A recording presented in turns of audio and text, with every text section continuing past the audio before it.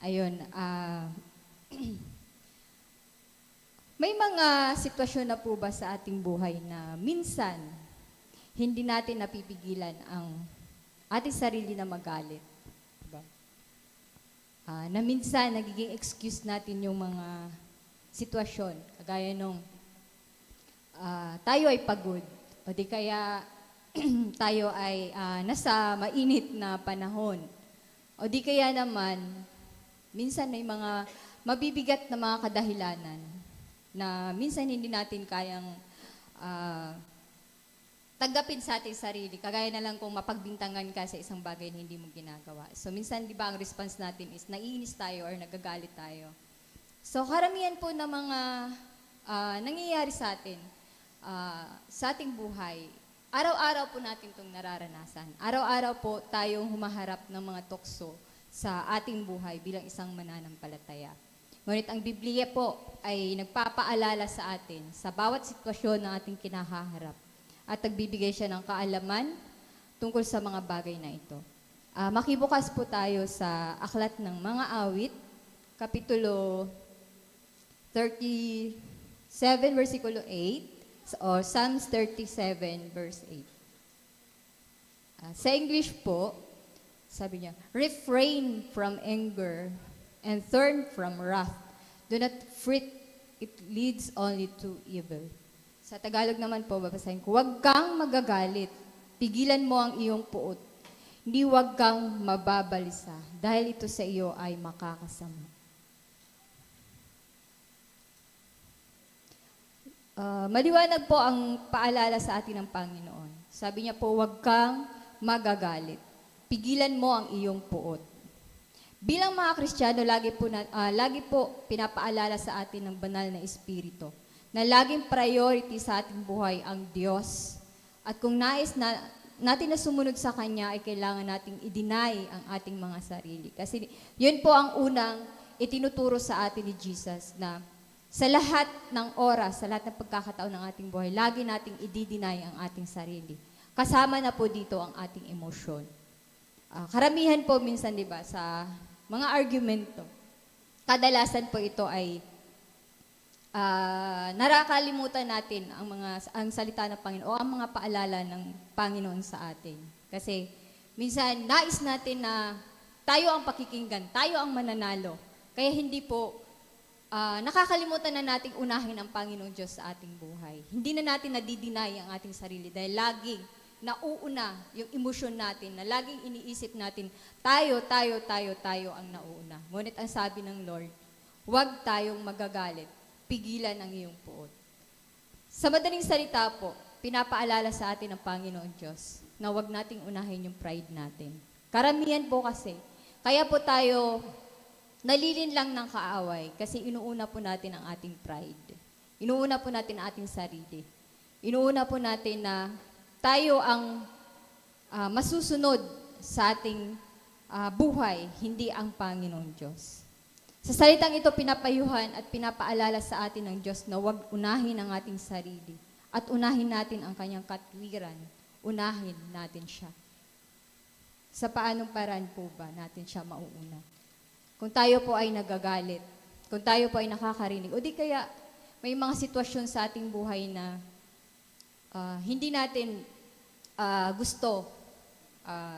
Ito po ay based na lang din sa aking experience na sa mga how many years sa aking buhay ay nandun lang ako lagi sa loob ng bahay.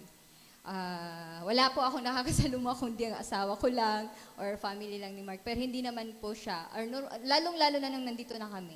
Si Mark na lang lagi kong kausap. Si Mark na lang din yung lagi kong kaano. So, doon ko po natutunan, sabi ng Lord sa akin, refrain your anger.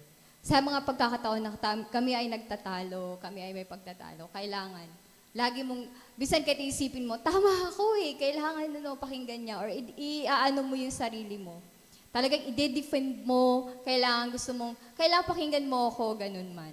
Pero hindi sabi ng Lord, refrain your anger, at i-deny mo yung sarili mo. Deny your emotion. Kailangan natin unahin ang gusto ng Panginoon Diyos sa ating buhay.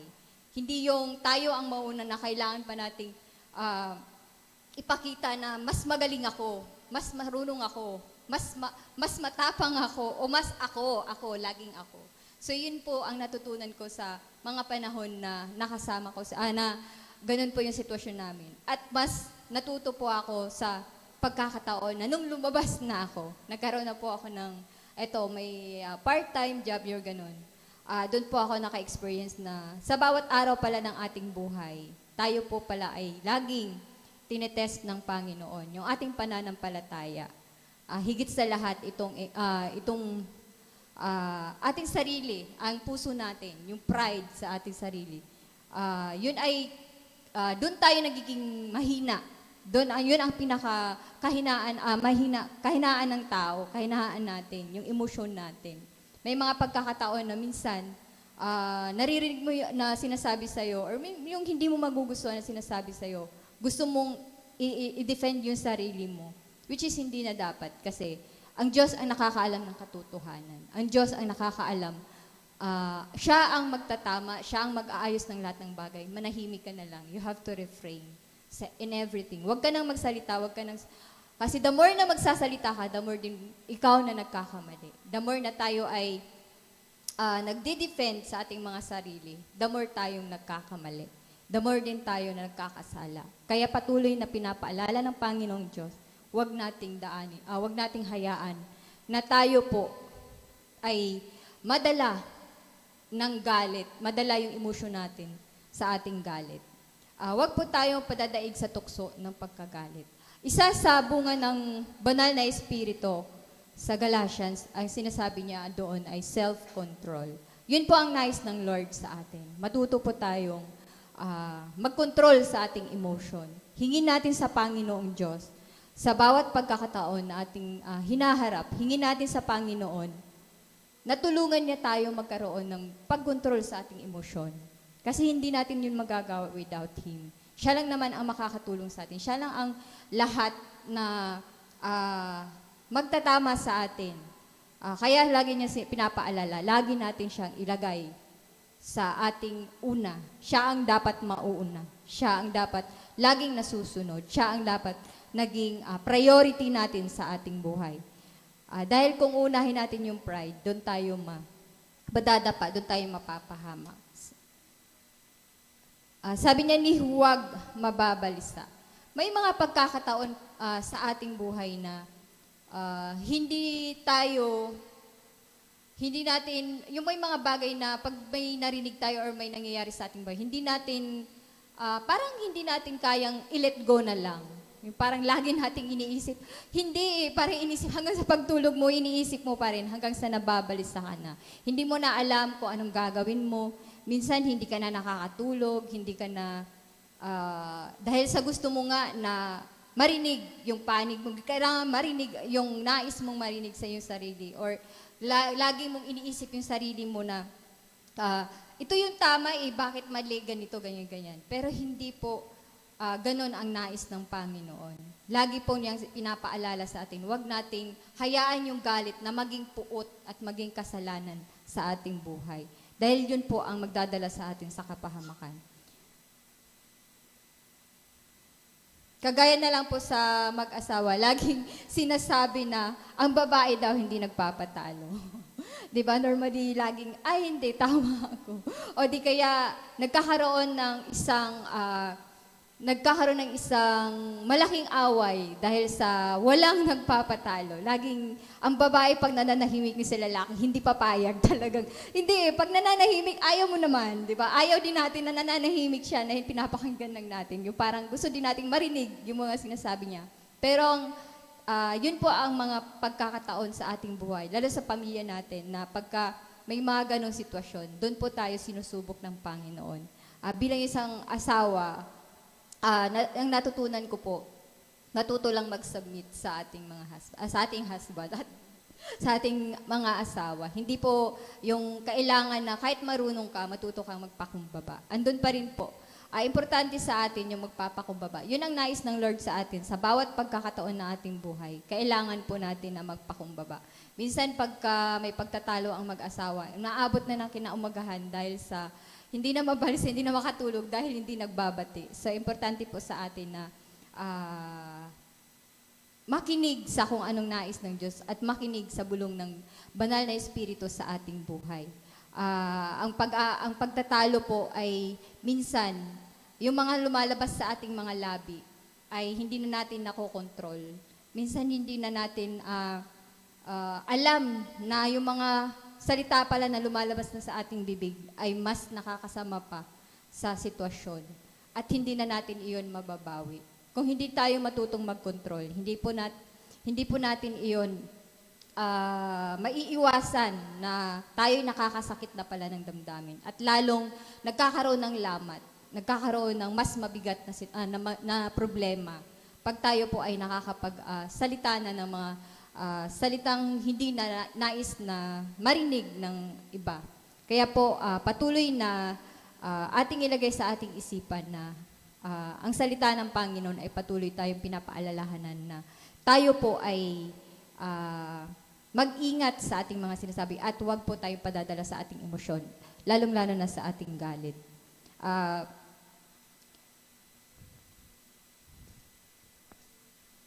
Pero kung unahin natin ang katwiran ng Diyos at kung lagi nating pinapakinggan ang boses ng banal na Espiritu sa ating puso, magkakaroon tayo ng kapayapaan sa ating isipan at sa ating buhay. Lagi po dapat mauuna ang kung ano ang sinasabi ng banal na Espiritu. Hindi po yung laging ang sa ating sarili. Hindi tayo kailanman mapapahama kung ito po ay ating patuloy na pinapakinggan at sinusunod. Sabi dito po sa next niya ay, dahil ito sa iyo ay makakasama. Yun po ang galit, ang puot, pagkakabalisa, ay magdudulot lamang ito sa atin ng pagkakasala. Dadalhin lang po tayo nito sa kapahamakan. Kung tayo po ay nagpapadala, nagpapakontrol tayo sa ating mga emosyon, nagpapakontrol tayo sa ating pride, sa ating mga sarili, unti-unti po tayong nilalason ng ating pride sa ating mga sarili. Ang pride po, yun po ay pinaka-ayaw ng Diyos na ugali ng tao. Dahil doon po tayo nagmula, doon po nagkasala ang tao. Doon po naputol ang relasyon ng Panginoong Diyos at ang tao. Kaya po sa araw-araw po ng ating pamumuhay, lagi po nating isaisip at lagi po natin tatandaan na sa bawat sitwasyon, dahil nga po minsan pag nagbubukas po tayo ng mga sa Facebook, may mga napapansin po tayo na sa mga kalye, di ba, may mga nag-aaway, dahil hindi po nila kayang kontrolin yung mga sarili nila. Dahil hindi po nila kayang kontrolin yung emosyon nila, mas nauuna yung sarili nilang galit kaysa uunahin kung ano ang nararapat, uunahin kung anong sinasabi ng Panginoong Diyos, uunahin kung anong nais ng Diyos para sa atin. Hindi natin kayang i-deny ang ating mga sarili. Hindi natin kayang i-deny yung nais ng ating laman, nais ng laman natin na isang makasalanan. Dahil ang laman natin ay nag-uumapaw yan na gustong gumawa ng pagkakasala. Ngunit ang Panginoon Diyos ay ipinagkaloob sa atin ng banal na Espiritu para tayo ay tulungan upang ang mga bagay na ito ay hindi natin magagawa. Laging tayo ay nakakasunod sa Kanya at laging tayo ay sa Kanya lamang nakikinig.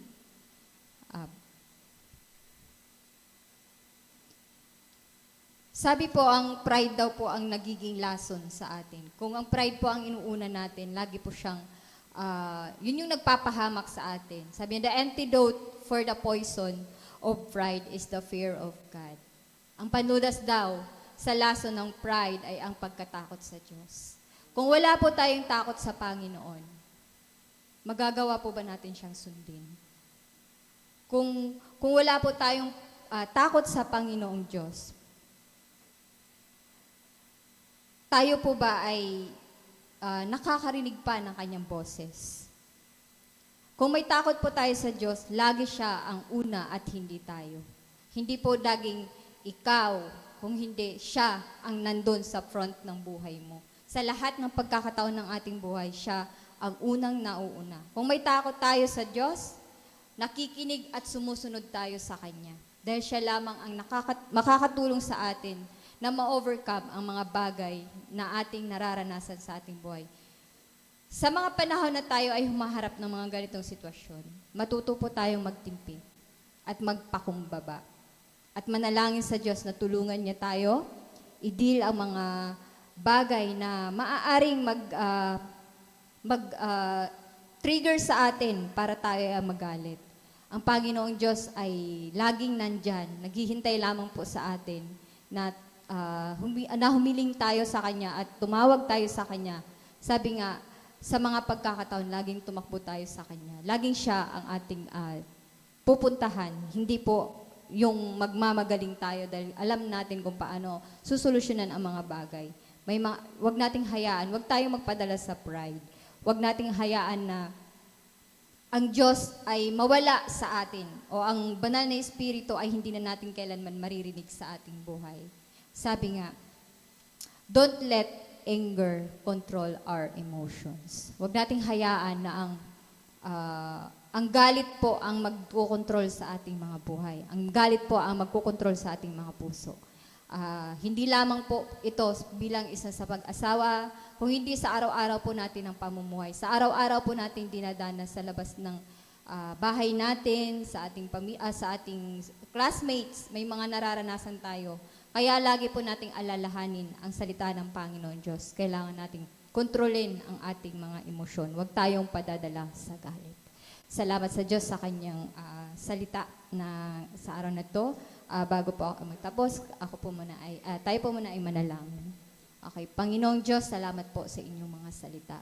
Nawa, Panginoon, ay gabayan niyo po kami na ang mga ito, Panginoon Diyos, ay aming magampanan. At tulungan niyo po kami, Panginoon, na makontrol ang aming emosyon. Na ikaw, Panginoon, ang maging una sa aming mga buhay. Ikaw lagi, Panginoon, ang siyang aming maririnig, ikaw ang masusunod sa aming mga buhay, O Panginoon, hindi ang aming mga sarili. Tulungan niyo po kami na laging i-deny ang aming sarili, Panginoon Diyos. Ikaw lamang, Panginoon, dapat ang aming mauuna at masusunod sa aming mga buhay. Salamat, Ama. Ang mga salita na po ito, Panginoon, ay nawa ay itanim niyo po sa aming mga puso at lagi niyo pong ipapaalala sa amin.